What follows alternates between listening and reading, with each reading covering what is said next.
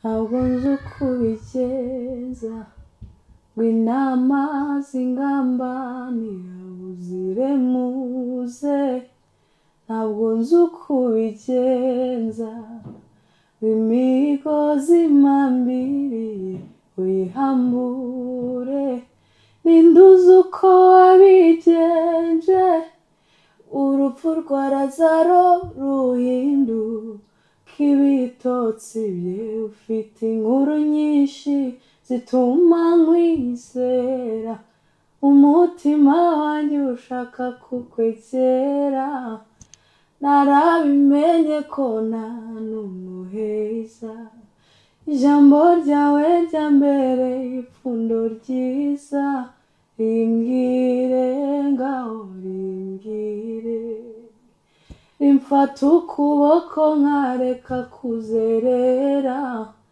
niyo byanshobeye nawe uzahomera, ijambo ryawe niryo rinyobora neza, rimbwire Mana rimbwire, mbonye mu maso hawe umuco wawe urandasira, kuvuga intambwe zanjye zabonye aho zikwiye guca, sinsiba kumva ijwi ryawe rikunda